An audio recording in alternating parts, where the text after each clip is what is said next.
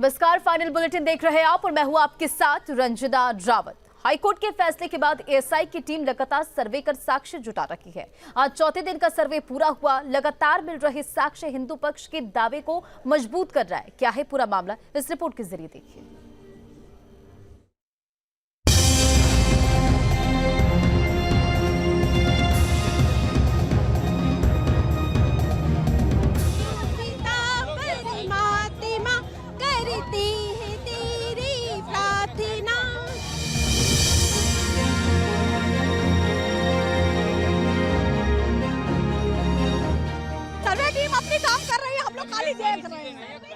देख रहे हैं बस यही है ना बाबा, आपकी कृपा से सब काम हो रहा है। ज्ञानवापी पर चौथे दिन का सर्वे पूरा हो गया है। ज्ञानवापी परिसर से मिल रहे सबूत हिंदू पक्ष के दावे को मजबूत कर रहे हैं। एएसआई की टीम ने आज 4 टीमें बनाकर गुंबद के पीछे की दीवारों का सर्वे किया। ज्ञानवापी मंदिर है या मस्जिद, इसका सबूत तलाशने के लिए एएसआई की टीम ने दीवारों की 3D फोटोग्राफी, मैपिंग और स्कैन किया। तीनों गुंबदों की सीलिंग में मिली डिजाइन मंदिर के सबूत होने की गवाही दे रहे हैं। आज सुबह सर्वे विलंब से प्रारंभ हुआ था, जो कि कल नियोजित थी कि भीड़ के चलते सुबह 11 बजे से प्रारंभ किया गया। 2 सीढ़ियां हैं गुंबद के ऊपर, जो कलश रखे हुए हैं उसके, और जो छत हैं, और जो पश्चिमी द्वार गुंबद सटे हुए हैं, जो गिरा हुआ असर है, उसको मशीन लगा करके ऐसे से मशीन यंत्र जो देख रहे हैं दूर से रिपोर्ट लेकर के एक कागज पर तैयार कर रहे हैं, मशीन रख करके नाप जोख कर रहे हैं, टीके से नाप रहे हैं और एक एक बिंदु का ध्यान दे करके मैनेजमेंट बना करके अपना रिपोर्ट तैयार कर रहे हैं। आज की प्रक्रिया आगे बढ़ रहा है भाई, वो सर्वे को कार्य को धीरे धीरे अपने अनुसार आगे बढ़ा रहे हैं। वो सारी जो है, जो भी उनकी यूनिट है, चाहे मेजरमेंट हो, नाप जोख हो, फोटोग्राफी हो, मशीनों का उपयोग हो, ये सारी टेक्नोलॉजी का उपयोग कर रहे हैं, स्टडी कर रहे हैं। इन सब सारी चीजों पे गहन रूप से स्टडी कर रहे हैं। कुल मिला के सर्वे के कार्य को आगे बढ़ा रहे हैं। कई मशीनें उनकी लगी हुई हैं, वो कर रहे हैं, अपने कार्य को कर रहे हैं। सर्वे पर वादिनी पक्ष का कहना है कि हिंदू और मुस्लिम पक्ष सर्वे का सहयोग कर रहा है। सर्वे में लगातार साक्ष्य जुटाए जा रहे हैं। हम लोग सर्वे से खुश हैं। 2 दिन का गुंबद में सर्वे हो रहा था। हो सकता है कि आज खत्म हो जाए, कल भी सर्वे कल भी हो, इसलिए चारों तरफ नीचे ऊपर चारों तरफ सर्वे हुआ। सर्वे बहुत अच्छे ढंग से हुआ है। उन लोग भी बहुत सहयोग किए, उनके भी सचिव लोग आए थे, अधिवक्ता लोग थे, उनके लोग भी हम लोग भरपूर सहयोग किए हैं। मैंने पहले ही बताया कि न्यायालय में जाएगा तो अपने आप पता चलेगा। सर्वे अपने नियमानुसार हो रहा है, एएसआई अपनी जांच कर रही है और हम लोग पूरी तरह संतुष्ट हैं। मुस्लिम पक्ष का भी पूरा सहयोग है और सब कुछ अच्छे से हो रहा है। ज्ञानवापी विवाद में सनातनी झंडा बुलंद करने वाले बागेश्वर धाम के पीठाधीश्वर पंडित धीरेन्द्र शास्त्री भी कूद गए हैं। मध्य प्रदेश के छिंदवाड़ा में राम कथा करने पहुंचे पंडित धीरेन्द्र कृष्ण शास्त्री ने ज्ञानवापी को भगवान शिव का मंदिर बता दिया और मस्जिद कहे जाने का विरोध किया। महाराज जी, सवाल सनातन का है, सनातन का सवाल है। ज्ञानवापी मस्जिद जो है उसका सर्वे शुरू हो गया है, इस पर आप क्या कहेंगे? ज्ञानवापी मस्जिद नहीं है, पहले तो ये कहना बंद कर दो। ज्ञानवापी भगवान शंकर का मंदिर है। धन्यवाद। सर्वे में मिल रहे सबूतों को देखकर हिंदू पक्ष का जोश हाई है। हिंदू पक्ष के दावे के मुताबिक ज्ञानवापी के दीवार, खंबे और तहखाने में हिंदू देवी देवताओं की मूर्तियों के अलावा कई प्रतीक चिन्ह अभी तक मिल चुके हैं। Team news state. मथुरा के प्रियंकांतजू मंदिर में 1.25 करोड़ पार्थिव शिवलिंग बनाने और रुद्राभिषेक का धार्मिक अनुष्ठान चल रहा है। 68 लाख से अधिक शिवलिंग बनाए जा चुके हैं। माना जा रहा है कि श्रावण मास में सोमवार को जो भी अनुष्ठान किया जाता है, भोलेनाथ उसकी मनोकामना पूरी करते हैं। और इसी दौरान अंतर्राष्ट्रीय कथा प्रवक्ता ठाकुर देवी नंदन महाराज ने आगरा कोर्ट में दावा दायर किया हुआ है और इस दावे में उन्होंने जामा मस्जिद की सीढ़ियों में दबे भगवान श्री कृष्ण के विग्रह को पुनः श्री कृष्ण जन्मभूमि के मूल जन्म स्थान पर स्थापित करने की मांग रखी है। जामा मस्जिद की सीढ़ियों के भीतर जो आतताई औरंगजेब ने हमारे ठाकुर जी केशव देव जी की मूर्तियों को दबा के रखा हुआ है, ऐसी प्रकृति में ऐसा माहौल बने, चाहे किसी भी माध्यम से सही, इस कार्य में जामा मस्जिद की सीढ़ियों की जांच हो और दूध का दूध पानी का पानी पता चले। अगर श्री कृष्ण हैं, केशव देव वहां हैं, मुस्लिम इतिहासकारों के माध्यम से मैं कह रहा हूं इस बात को, उनमें लिखा हुआ है, अगर वहां हैं तो भगवान भोलेनाथ ऐसी कृपा करे, बहुत हो गया। अब वहां से हमारे ठाकुर जी मथुरा ब्रज में पधारे और फिर हम ब्रजवासी उनकी सेवा कर सकें, ये प्रमुख उद्देश्य है। उत्तर प्रदेश पुलिस ने कई महीनों से गायब अतीक अहमद की पत्नी शाइस्ता परवीन को भगोड़ा घोषित कर दिया। यूपी पुलिस की तरफ से उसके घर पर नोटिस चस्पा कर दिया गया और कोर्ट के आदेश पर यह कार्रवाई की गई। उमेशपाल हत्याकांड में पुलिस ने शाइस्ता परवीन पर 50,000 रुपए का इनाम भी घोषित कर रखा है। उत्तर प्रदेश के माफिया अतीक अहमद और उसके भाई अशरफ की पहली मौत से पहले ही शाइस्ता परवीन गायब है। आपको बताते चले कि अतीक अहमद की हत्या के बाद की उसकी पत्नी शाइस्ता परवीन उसके जनाजे में शामिल नहीं हुई थी। यूपी पुलिस ने उस पर इनाम भी रखा था, लेकिन फिर भी शाइस्ता परवीन का अब तक कोई सुराग नहीं हाथ लगा है।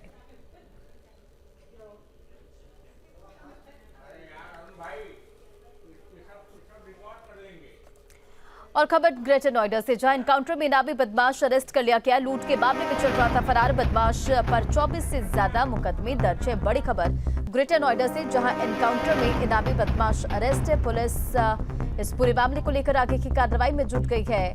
लूट के मामले में फरार चल रहा था। विवाह के 3 महीने में ही नवविवाहिता के लिए दहेज दानव बने ससुराल वाले। बंधक बनाकर नवविवाहिता को दी गई अमानवीय यातनाएं। 1 महीना में गर्भपात भी कराया गया। इस पूरे मामले को लेकर पुलिस की कार्रवाई जारी है। रिपोर्ट देखिए।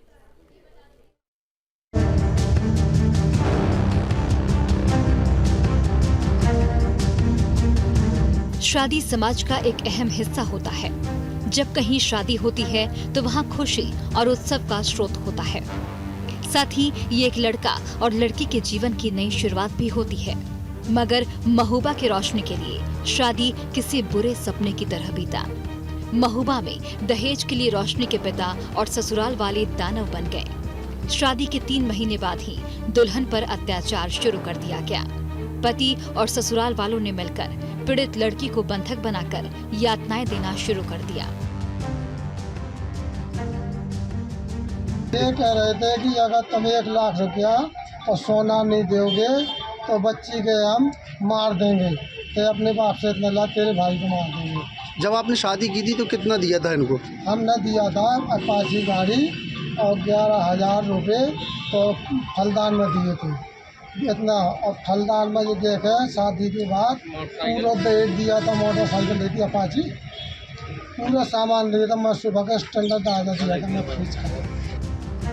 बता दें कि हमीरपुर जिले के जाके प्रसाद ने मई में अपनी पुत्री रोशनी का विवाह महबूबा निवासी संतोष के साथ हिंदू रीति रिवाज से किया था। शादी के बाद पहली विदाई से ही ससुराल वाले रोशनी को कम दहेज लाने के लिए ताना मारने लगे। और बाद में बोले कि मार कूट के इतना देना पड़ेगा। और जब पेट में बच्चा उसको आ गया, 3.5-4 महीने शादी हो गए। 10 मई में शादी करी थी, तो 10 मई में शादी करी तो उन्होंने गोली खवा दिया है। तो उसको मेरा पेशेंट बढ़ गया, वो निकल रहा है, वो मोड़ी हालत गंभीर है।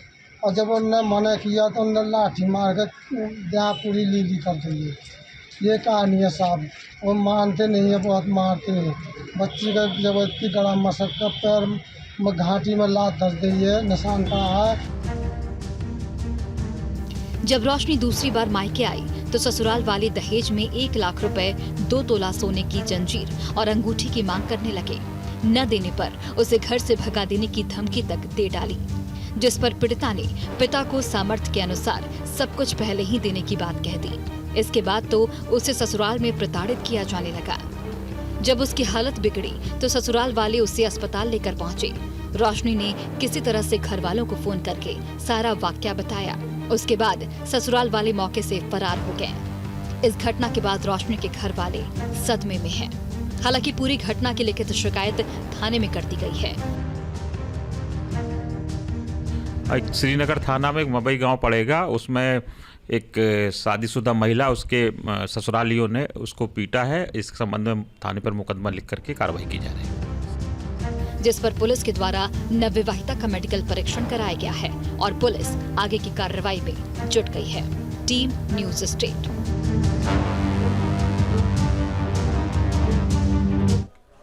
इधर कानपुर में पुलिस ने अपहरण की साजिश का खुलासा कर दिया है। प्रेमी प्रेमिका ने मिलकर खुद अपहरण की साजिश रची थी। 4 दिन पहले छात्रा गायब हुई, जिसके बाद उसके पिता के मोबाइल पर 10 लाख की फिरौती का मैसेज आता है। परिजनों ने पुलिस से शिकायत की, जिसके बाद पुलिस ने सर्विलांस की मदद से बस्ती जिले में प्रेमी प्रेमिका को एक साथ गिरफ्तार कर लिया है। पुलिस ने बताया कि दोनों कई सालों से प्रेम प्रसंग चल रहा था दोनों के बीच और 1 साल पहले शादी भी कर चुके हैं।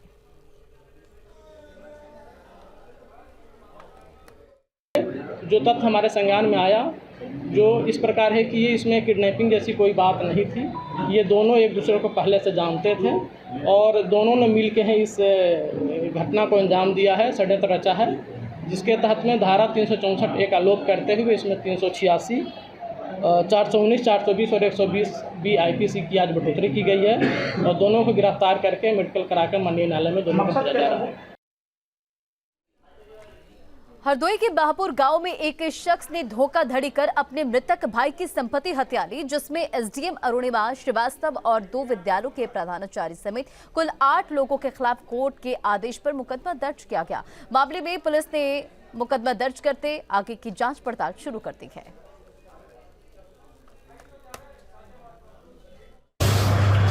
ये थाना पाली में माननीय न्यायालय के आदेश से एक अभियोग पंजीकृत हुआ है, जिसमें तत्कालीन तहसीलदार सवाईजपुर और कुछ अन्य 8 लोगों के विरुद्ध पंजीकृत हुआ है। ये किसी कूटरचित दस्तावेज से संबंधित है, विवेचना प्रचलित है, बाद विवेचना इसमें आवश्यक कार्रवाई की जाएगी।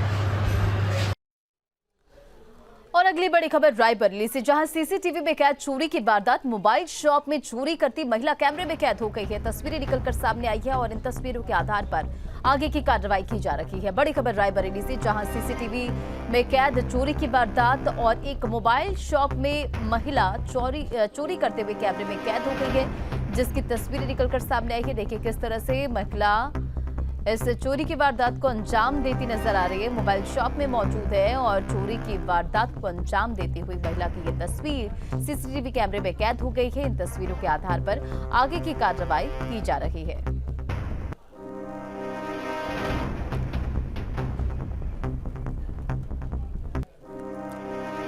औरैया की दिव्यापुर थाना पुलिस को एक बड़ी कामयाबी हाथ लगी है। पुलिस ने राजस्थान के एक बाशिंदे के साथ 13 लाख रुपए की ठगी करने वाले एक शातिर ठग को अरेस्ट किया है। पुलिस ने पकड़े गए आरोपी के पास से 1,90,000 रुपए बरामद भी किए हैं। जानकारी के मुताबिक गैंग में 3 सिपाही भी शामिल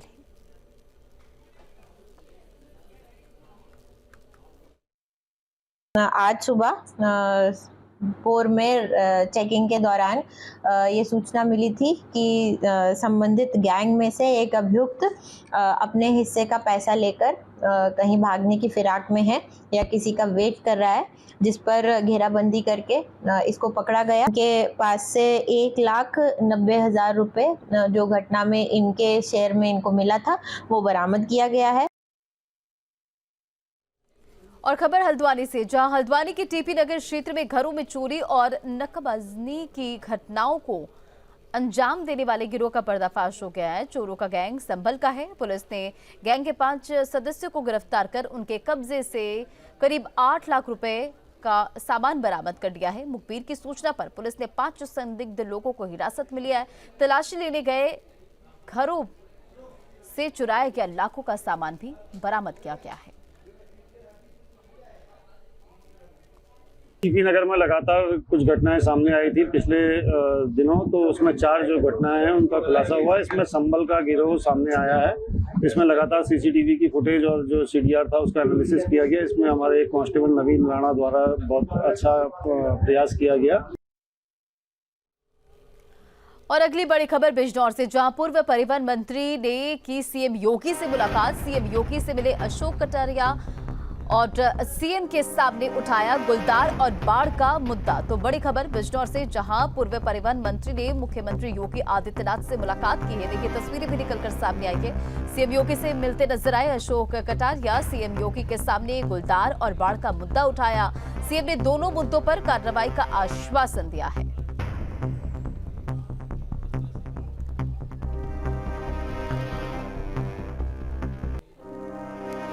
मुख्यमंत्री योगी आदित्यनाथ ने बेंगलुरु, दिल्ली, अयोध्या और प्रयागराज में नए अतिथि गृह स्थापित करने के निर्देश दिए हैं और आज राज्य संपत्ति विभाग के कार्यों की समीक्षा करते हुए मुख्यमंत्री ने कहा कि राज्य अतिथियों के लिए प्रयागराज और अयोध्या में नए गेस्ट हाउस की आवश्यकता है और इसी प्रकार बेंगलुरु में भी नया अतिथि गृह बनाना जरूरी है। इसके लिए जल्द भूमि चिन्हित की जाए और वहीं दिल्ली और यूपी भवन और यूपी सदन के साथ साथ द्वारका के पास नए लोकार्पित अतिथि गृह इंद्रप्रस्थ की उपलब्धता के बाद भी वहां एक नए अतिथि गृह की बड़ी आवश्यकता है। गौतम बुद्ध नगर के सेक्टर 141 में इसके लिए उपयुक्त भूमि उपलब्ध है और इसका उपयोग किया जा सकता है।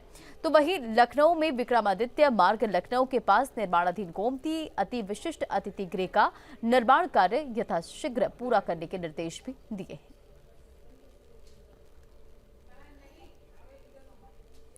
तो उत्तर प्रदेश का नया अतिथि गृह कई राज्यों में बनेगा। यूपी विधानसभा में मानसून सत्र का पहला दिन विपक्ष के हंगामे की भेंट चढ़ गया। विपक्ष के हंगामे की वजह से सदन की कार्यवाही स्थगित करनी पड़ी। सदन की कार्यवाही 8 अगस्त से 11 अगस्त स्थगित किया गया है और सदन में हंगामे को लेकर सत्ता पक्ष और विपक्ष में एक दूसरे पर जमकर आरोप लगाए। हमारी सरकार सदन चलाना चाहती है। सदन में जो माननीय विधायक गणों के विभिन्न प्रश्न थे उनका जवाब देना चाहती है। सूखे पर, बाढ़ पर चर्चा चाहती है, किसानों पर चर्चा चाहती है और विपक्ष पूरी तरह से हल्ला बोल पार्टी जिस प्रकार उनका एक आचरण रहा है उसको दोहराने का काम किया है। प्रदेश की जनता ने अच्छी तरह इनके शासनकाल में इनके कृत्यों को देखा है। ये सब अराजक लोगों को प्रमोट करने वाले लोग हैं, गुंडे, बदमाश, माफिया, लुच्चे, लफंगों को पुष्पित पल्लवित करने वाले लोग हैं और समय समय पर आपने देखा कि इनका सदन चलाने से कोई मतलब नहीं है। यह सरकार अपने पापों पर पर्दा डालने की कोशिश कर रही है। दुहाई देती है डबल इंजन की सरकार, लेकिन डबल इंजन की सरकार आज पूरे न केवल मणिपुर को बल्कि उत्तर प्रदेश सहित पूरे देश को आज अराजकता की आग में झोंक रही है। हरियाणा अभी इसी प्रकार का एक घटना घटी है। पूरे देश और प्रदेश में वो दंगा कराने की फिराक में है और साथ ही साथ जैसे जैसे चुनाव नजदीक आ रहा है भाजपा दंगे को कराने का मुहिम तेज कर दी है। आगरा में बीजेपी सांसद रामशंकर कठेरिया के आवास पर खुशी की लहर है। इटावा से सांसद रामशंकर कठेरिया को जिला जज न्यायालय ने बड़ी राहत दे दी है और एमपी एमएलए कोर्ट ने सजा के आदेश पर रोक लगाई है। 2 दिन पहले एमपी एमएलए कोर्ट ने 2 साल की सजा का फैसला दिया था और फैसले के खिलाफ कठेरिया ने आज जिला जज न्यायालय में अपील की थी और कोर्ट से राहत मिलने के बाद रामशंकर कठेरिया के आवास पर मिठाई बांटकर खुशी का इजहार किया गया। विपक्ष का काम है ये, चूंकि कोर्ट का मामला था इसलिए मुझे लगता है कि कोर्ट का सम्मान करना ही सबको चाहिए और वो मैं सम्मान किया है। और विपक्ष राजनीति जिस तरह की कर रहा है और जिस तरह के आरोप राहुल गांधी जी के संदर्भ में लगाए थे भारतीय जनता पार्टी के ऊपर कि इस तरह उन्होंने प्रायोजित करके राहुल जी को फंसाया है, तो यदि इस तरह की कोई बात सच्चाई होती तो हम नहीं फंसते।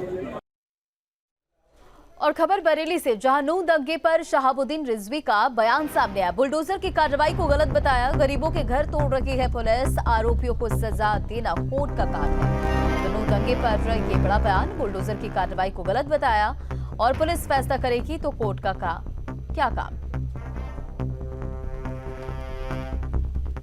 अगर किसी ने जुर्म किया है तो उसके खिलाफ कोर्ट हैं, अदालतें हैं। फिर अगर इस तरीके से पुलिस अपने हाथ में फैसले लेगी और अपने हाथ में सज़ा तुरंत देने लगेगी तो इस बात का लोगों पर से यानी अदालत से भरोसा लोगों का उठ जाएगा। गैर जुर्म साबित किए हुए सीधे सीधे लोगों के ऊपर, लोगों की आबादियों के ऊपर बुलडोजर चला दिए जा रहे हैं, ये इंसाफ की बात नहीं है।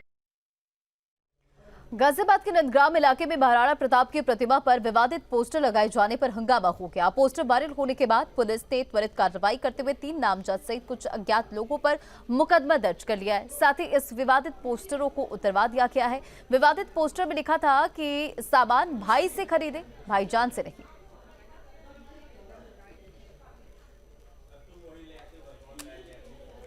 रामपुर जिला अस्पताल में बदसलूकी महिला से बदजुबानी करते डॉक्टर का वीडियो वायरल हो गया है और महिला के साथ अभद्रता करते नजर आए डॉक्टर। सोशल मीडिया पर तेजी से ये तस्वीरें वायरल हो रही है। तो देखिए तस्वीर, रामपुर जिला अस्पताल में बदसलूकी महिला से बदसलूकी करते डॉक्टर का ये वीडियो वायरल हुआ है और महिला के साथ अभद्रता करता हुआ ये डॉक्टर नजर आ रहा है। सोशल मीडिया पर यह वीडियो तेजी से वायरल हो रहा है।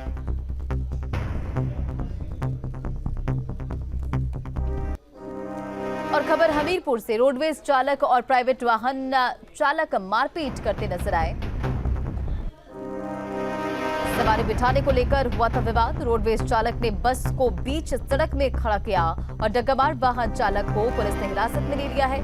शहर कोतवाली क्षेत्र के फायर ब्रिगेड का ये पूरा मामला बताया जा रहा है। तो सवारी बिठाने को लेकर बताया जा रहा है कि विवाद हुआ। रोडवेज चालक ने बस को बीच सड़क पर खड़ा कर दिया, जिसके बाद यह विवाद बढ़ गया। हालांकि इस पूरे मामले को लेकर कार्रवाई की गई। डग्गामार वाहन चालक को पुलिस ने हिरासत में लिया। आगे की कार्रवाई की जा रही है। तो शहर कोतवाली क्षेत्र के फायर ब्रिगेड का यह मामला बताया जा रहा है।